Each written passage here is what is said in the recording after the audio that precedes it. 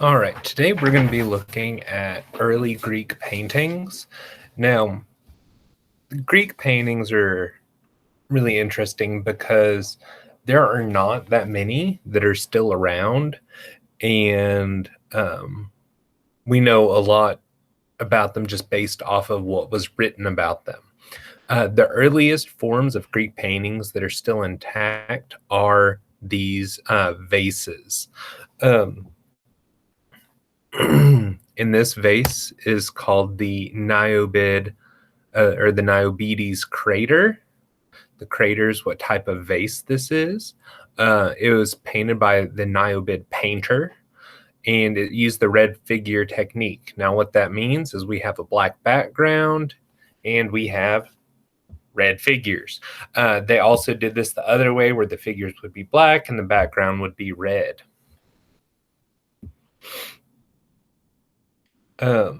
This would have been used as a punch bowl for mixing water and wine. But the main thing about this is that um, we get to see what their actual paintings looked like, which we did not ever get to see that. Last week, we talked a little bit about why Greek paintings haven't survived, which is that Greek paintings are they were mostly destroyed. If they were murals, they were the buildings fell down. If they were painted on something else, it probably deteriorated over time. There are a lot of reasons why these paintings haven't survived, because this vase is about 2,500 years old. But in this vase, we get to see the way they were able to show human proportions.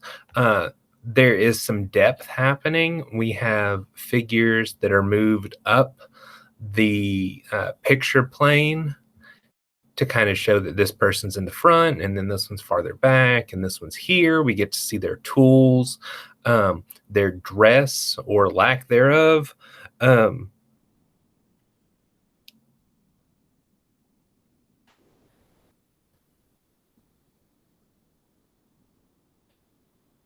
And this shows just a scene of the Greek gods and goddesses. The main thing we're going to be talking about is the Alexander mosaic. Now, this is not in the original Greek artwork, but this is a Roman copy of a Greek painting. So this is the best example that we have of what like a painting that's not on a vase would have looked like. Now, this has survived because it is made of little pieces of glass. And if you look at the size, this thing's huge. It's almost 9 foot by 17 foot. And if you're wondering how big that is, this is how big that is. So you can see that this thing is massive. Since this artwork is composed of millions of little tiles, which just means little pieces of different colored glass, the artist was able to get tremendous detail and show shading on these different figures. So anytime the color changes, that is a different piece of glass. Which, I mean, this is wild whenever you see just how big this painting or this work is. What this is depicting is this is showing a turning point in a battle where Alexander's troops are coming this way, and they are defeating Darius's troops. And you can see that once Alexander's troops hit, Darius's troops start fading away and retreating.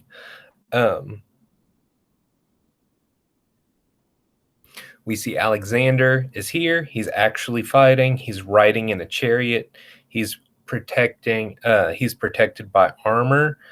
And you can see that Darius is not actually fighting. He's just sort of there. So this would have shown, this would have been kind of to glorify King Alexander. It is based off of a Greek painting that's been destroyed over time. And the way that it has stuck around is that not only is it a mosaic, but this particular mosaic was actually the floor of this structure from ancient Rome. Now, the volcano of Pompeii, I believe, erupted, kind of coated this whole area with its ash.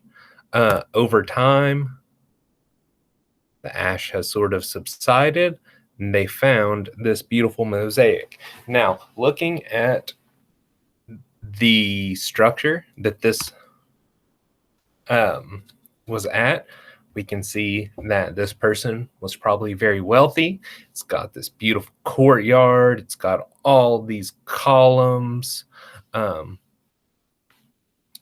We can tell that he was probably very wealthy, so wealthy that he had a Greek painting for a floor in his house.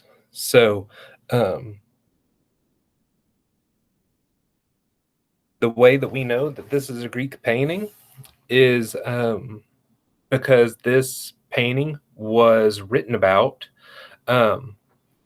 We believe that it was discussed by the Roman writer Pliny the Elder, who said the painting was second to none. So this was considered the greatest painting of the time.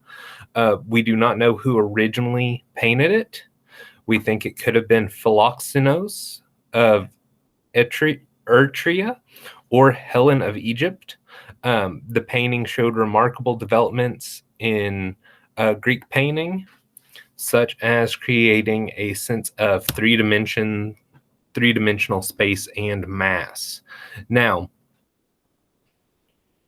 we've talked about how shadows can kind of help create form, make things look three-dimensional. We can see that really throughout the painting. At the size we're looking at here, we can see it most on this horse's rear, appropriately enough.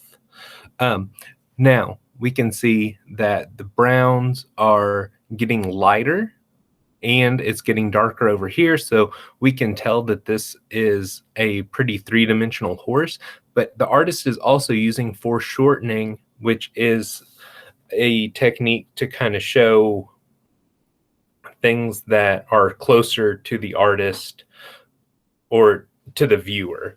So, if we were looking at this, not only is this horse foreshortened and shaded, but it is also close to the bottom of the scene, which also helps place it closer to us.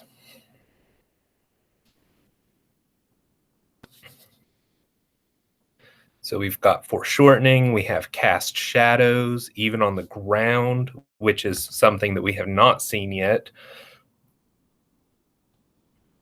We have three-dimensional forms, reflections in shiny surfaces, which we can't really see at this scale.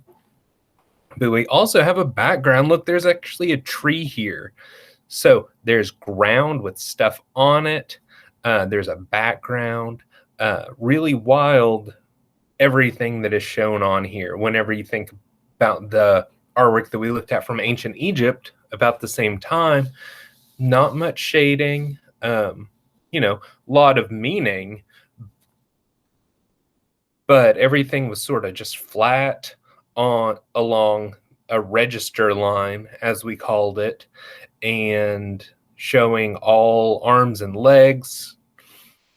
But here, we're only being shown what the artist wants us to see, and it looks realistic. So thankfully, some rich guy had this as their floor, and we get to still look at it today.